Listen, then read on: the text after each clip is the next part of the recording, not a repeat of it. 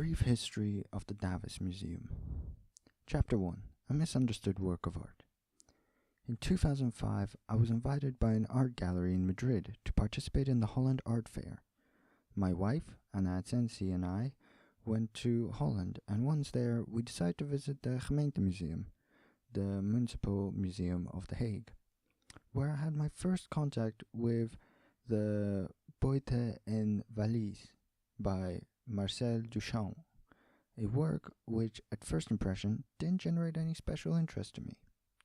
Surely it must have been my ignorance about the contents of that art piece that made me react like this.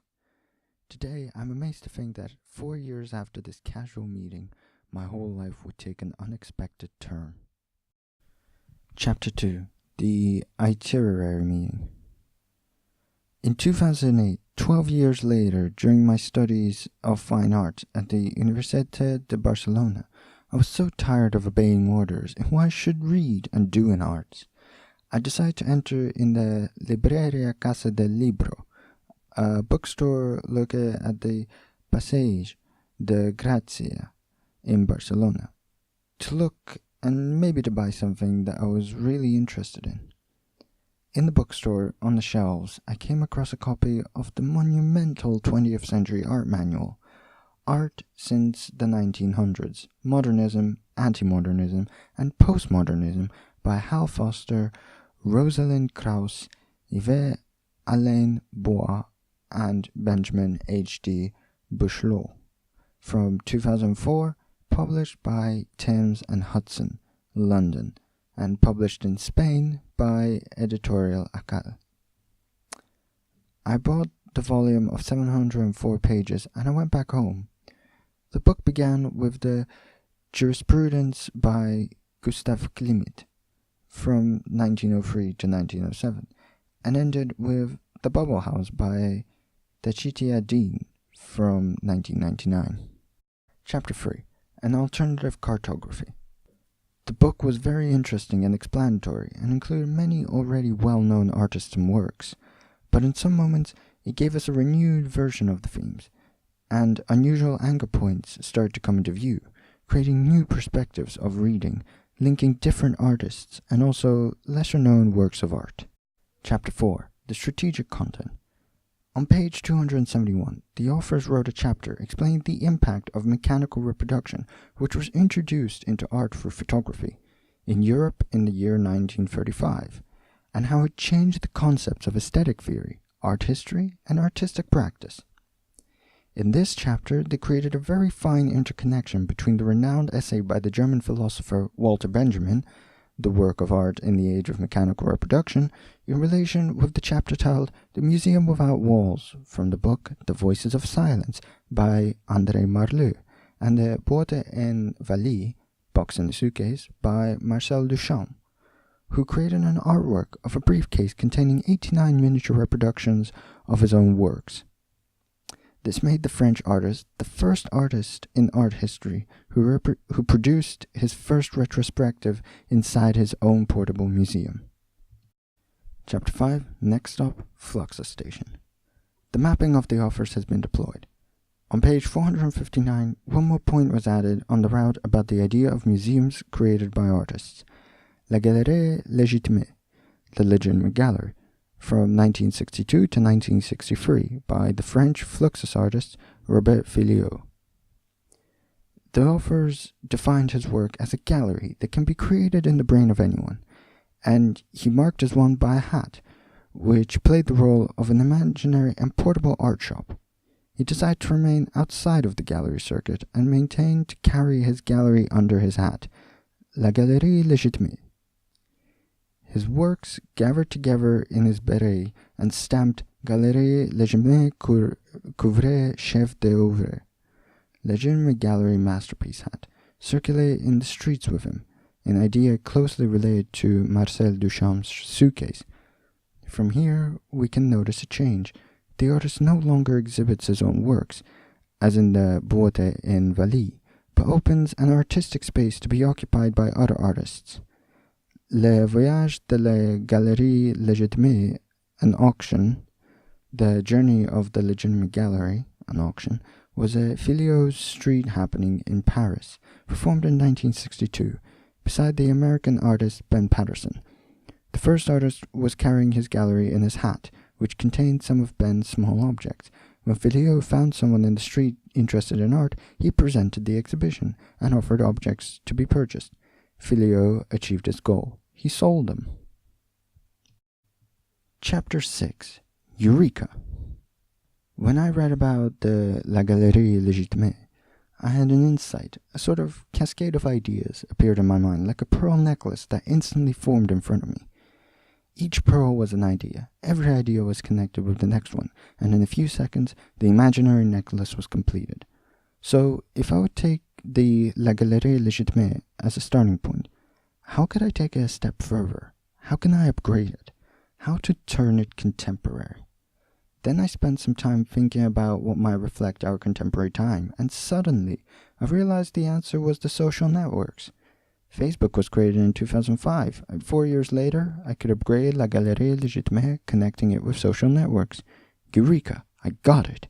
It will be the Davis Museum. Chapter 7. Choosing the Ready-Made.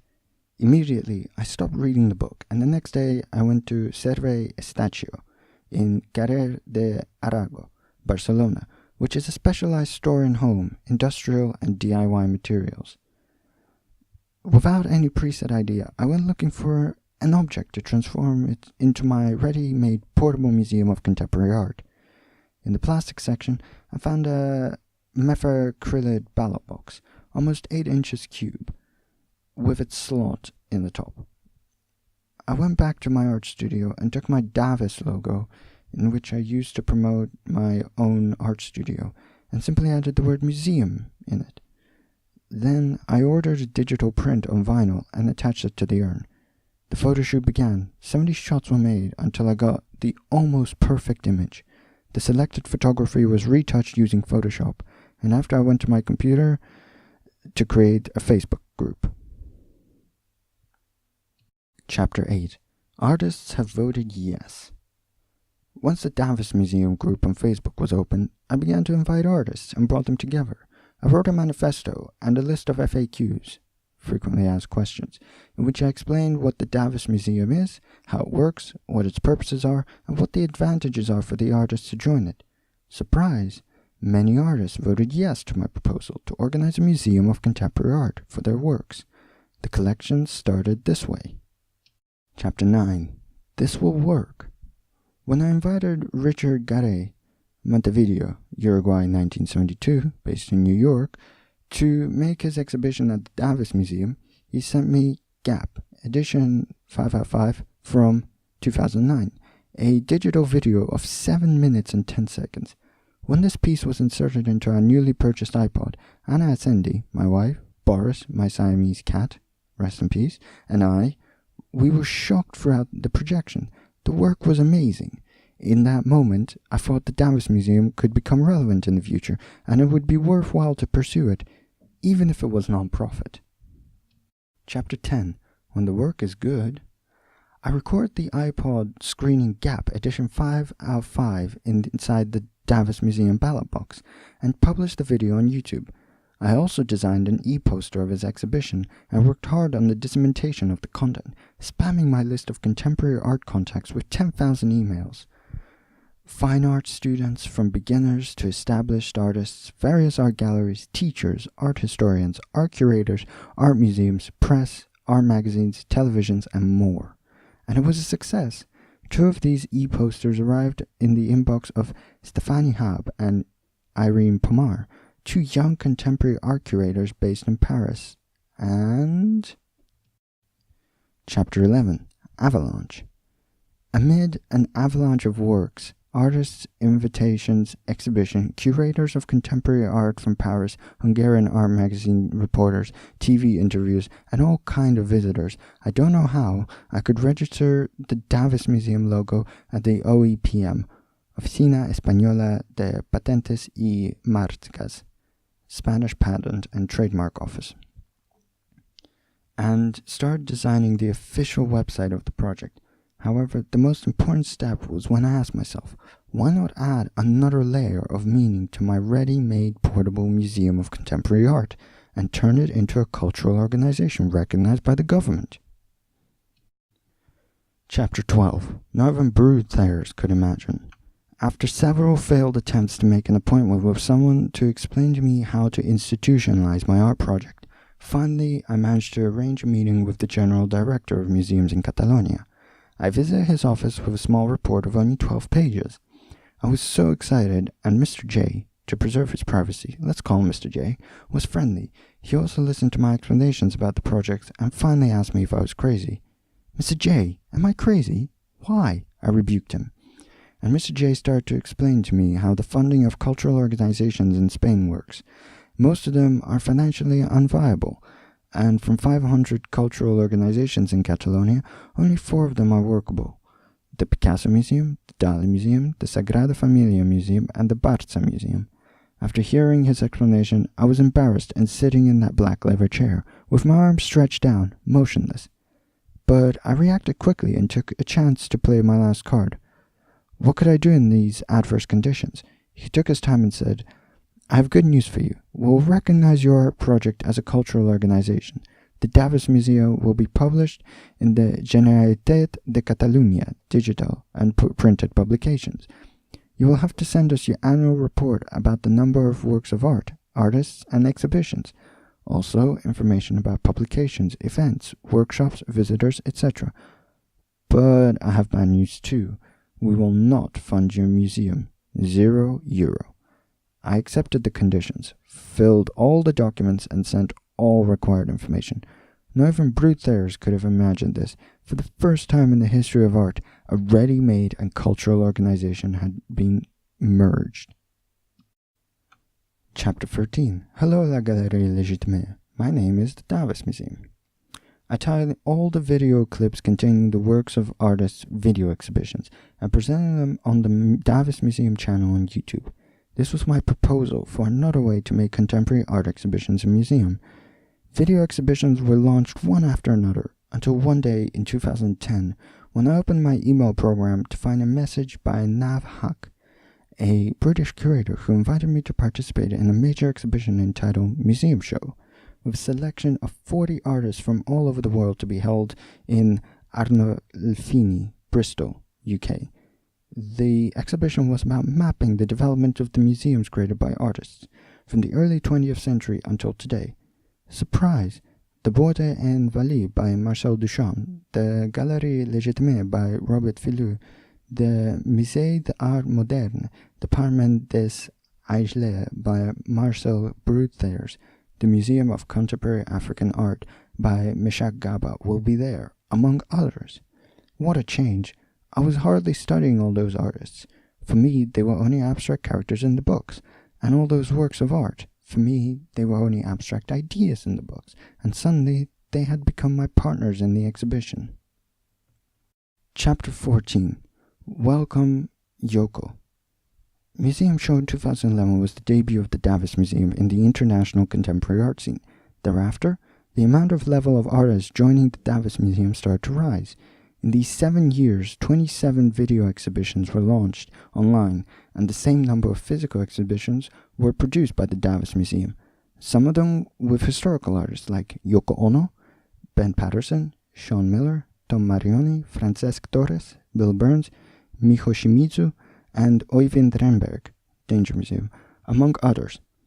Currently, the Davis Museum collection has over 320 works by artists from all over the world, up till now.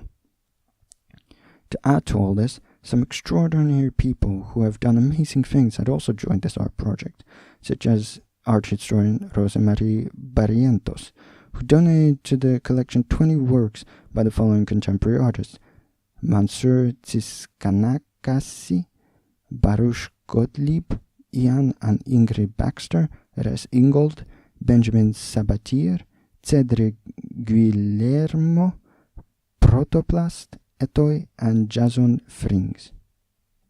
Another extraordinary person was Sasha Waldorn, curator at Crate Art Space, located in Margate, UK.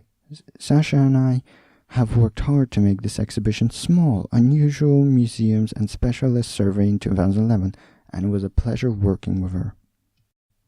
Chapter 15. Grow and Multiply. While video exhibitions were being launched, I kept working for 7 years for the same purpose, to expand the boundaries of contemporary art museum. To do this, I've been creating the sections from David Museum, in the same way that the departments by Bruthers. It means groups of works that complement the idea of the museum as a work of art. From 2009 to 2016, several sections were created, and a few of them have been eliminated. The 15 that have stood the test of time are the permanent collection, the videos, video exhibition, the e-posters, the mind maps, the texts, the stamps, the staff, the audio guides, the anime GIF, the documentations, the comics, the library, the maps, the referendum, including a mini installation titled Polling Station, where people can physically see the works, review the exhibition, and can be photographed when they come to see the museum, and also the screenshots. Some of the sections are basic because the Davis Museum needs them to exist as a cultural organization, such as the permanent collection, the videos, video exhibitions, and the e-posters. On the other hand, other sections have generated a great impact on visitors and followers. The referendum did it because it proposed an alteration of the old role of the visitors inside the museum, usually relegated to passivity and invisibility. It also allows visitors to insert themselves in the work of art, letting them write opinions about the show. The referendum allows anyone to find out who the people are who visit the exhibition and what they have thought about it. This way, all the agents who will play a role in the museum exhibition are interconnected through the net: the artist, the work of art, the museum, and the visitor. There are still some people who remember me because they were laughing while reading my satirical cartoons of the comics. The sarcasm in which I criticized the art world seems to have left its memory. Some of the followers have written to me that they still laugh at those jokes. Chapter 16. Future Answer. What should be the future of the Davis Museum? Do you have any other ideas? Send it to info@davismuseum.com.